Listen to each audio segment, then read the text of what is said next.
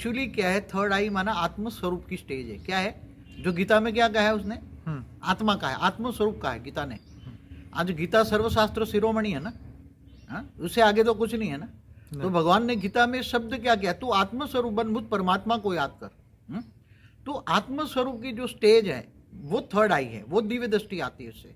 तो उसके जब आत्मस्वरूप की थर्ड आई मतलब आंख खुल जाती है तो कहते हैं ना तुम्हारा सब कुछ हो जाता है, तुम जो चाहो कर सकते हो, थर्ड आई खुल जाए तो भगवान शंकर जो चाहे कर सकते थे ना, दिव्य दृष्टि से पूरा ब्रह्मांड देख सकते थे।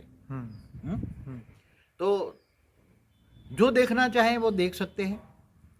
तुम त्रिनेत्री बन जाओ, भगवान शंकर को त्रिनेत्री कहते हैं ना जी तो जिनकी तीसरी आंख खुल जाए तो तुम दूसरों के संकल्प भी रीडिंग कर सकते हो जी उसकी आत्मा पर रेज मार के उसका भविष्य भी कर सकते हो जी मगर यहाँ तो हम पॉजिटिव लेते हैं ना कि सीधी सादी घर गृहस्थ वाले हम कैसे तीसरा नेत्र मन आत्मस्वरूप क्या जी जैसे वहाँ त्राटक विद्या करते हैं, मोमबत्ती ये अलग अलग है, क्रिया योग करते हैं जगाने के लिए, अलग अलग विधियां हैं, मैं इन डिटेलों में नहीं जाता, अलग अलग विधियां हैं। मगर तीसरा नेत्र जगाना माना आत्मस्वरूप में स्थित होना, जिसमें गीता में स्थित प्रज्ञ अवस्था कही है। क्या कहे गीता में? स्थित प्रज्ञ अवस्था। तो स्थित प्रज्ञ अवस्था माना आत्मस्वरूप। और देखो गीता ज्ञान सर्वशास्त्र शिरोमणि है और भगवान कृष्ण ये ऑलमाइटी अथॉरिटी के अवतार है और वो ज्ञान ऑलमाइटी अथॉरिटी ने दिया है। किसने दिया है? Almighty authority. क्योंकि कृष्ण ये ऑलमाइटी अथॉरिटी के अवतार था और जो गीता ज्ञान दिया है वो ऑलमाइटी अथॉरिटी ने दिया है।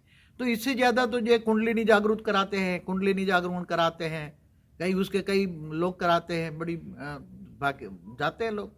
फिर तीसरा नेत्र खुलवाने के लिए बहुत बड़ी मेहनत कराते हैं, काली काली पट्टी बांध के अनुभव कराते हैं, कराते हैं। तो इससे कुछ नहीं होगा। ये तो कई एक बड़े बड़े योगी साधु संत महात्मा कई युगांतर तक तपस्या करते थे तो भी उसकी तीसरी आंख किसी की नहीं खुली। आप पूरे शास्त्रों में दिखाओ, पूरी हिस्ट्री में दिखाओ, पूरे शास्त्रों में दिखाओ कि किसी साधु संत महात्मा की तीसरी आंख खुली हो। हाँ, आज भी बताओ। लेकिन वो कुंडलिनी जागरूक करने के लिए पहाड़ों के बीच में जाकर बैठ जाते, कुंडलिनी जागरूक नहीं होती थी ना। आठवां आज्ञा चक्र खोलते थे तो आठवां आज्ञा चक्र आत्मा है। आत्मा शब्द तो मेरे ख्याल से भगवान कृष्ण ने गीता में दिया, तुम आत्मा स्वरूप बनो। आत्मस्वरूप की विधि भगवान ने बताई है। देखो गीता का शॉर्ट एंड सार क्या है? तुम तीसरा नेत्र जगाना चाहते हो माना आत्मस्वरूप बनना चाहते हो माना तुम कौन हो पहचानो। क्या बोला?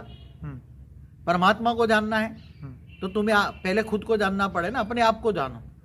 जब तक अपने आप को नहीं जानोगे तुम कौन हो, कहाँ से आए हो, तुम क्या करना चाहते हो, तुम्हारे जीवन का लक्ष्य क्या है। क्या जीवन का लक्ष्य खाना पीना सोना ही है? तो आत्मस्वरूप की स्तुति त्राटक विद्या करते हैं। अभी जो बच्चे हैं आत्मस्वरूप में स्थित होना चाहते हैं उनको एक प्रयोग भी बता दूं जरा, 2 मिनट, फिर भूल जाऊंगा।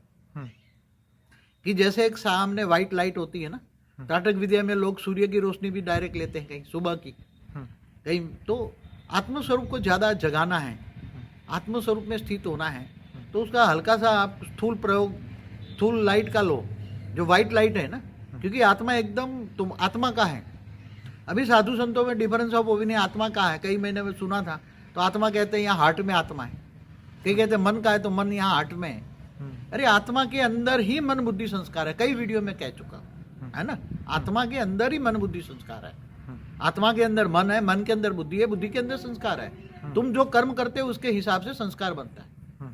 तो आत्मस्वरूप बनने के लिए एक आसान रास्ता है कि तुम व्हाइट लाइट के सामने बैठो, एकदम व्हाइट लाइट तुम्हारी आत्मा पर पड़ती है। आत्मा कहाँ है? वो तो 2 भ्रुकुटी के बीच में, 2 आंखों के बीच में तीसरा नेत्र दिखाते हैं ना, जहाँ हम तिलक करते हैं उसके पीछे। हाँ, जहाँ तिलक करते हैं। मगर आत्मा अंदर वास्तव में है कहाँ? तो जो मैंने कई बार वीडियो में बोला है, माइंड है ना हमारा, माइंड, मस्तिष्क, क्या बोलते हैं, मस्तिष्क माइंड के सेंटर पॉइंट में। क्योंकि माइंड को वही आत्मा चलाती है ना। माइंड को चलाती कौन? तुम्हारे शरीर को चलाती कौन? तुम कौन हो? मैं आत्मा हूँ। ये तो आज कॉमन हो गया ना, कॉमन है। आत्मज्ञान तो हुआ, मगर आत्मस्वरूप की अनुभूति।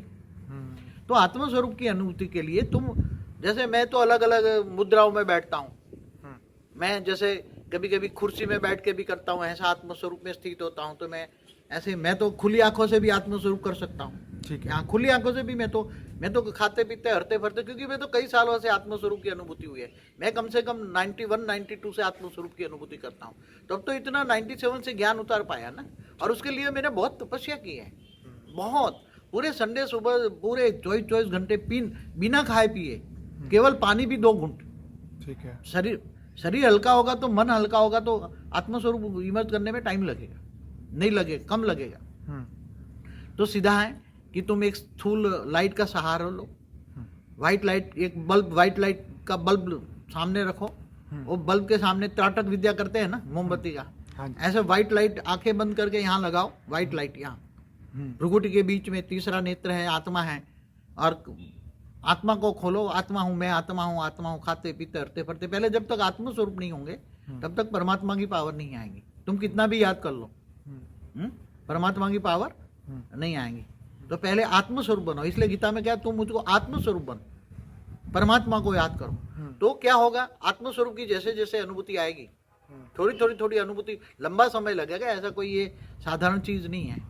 उसके लिए ये जो तीसरी आंख खोलते हैं ना, तो वहाँ अपने यहाँ 6 महीना रखते हैं, और बड़ी बड़ी फी होती हैं। 6 महीना अंदर अपने यहाँ आश्रम में रखते हैं, और तीसरी आंख खोलने के बहुत प्रयास करते हैं। मगर आज तक मैंने बहुत 4 वेद, 16 उपनिषद, 18 पुराण पढ़े हैं, मगर मुझे कहीं भी कोई भी नहीं मिला किसी ऋषि की तीसरी आंख खुली हो।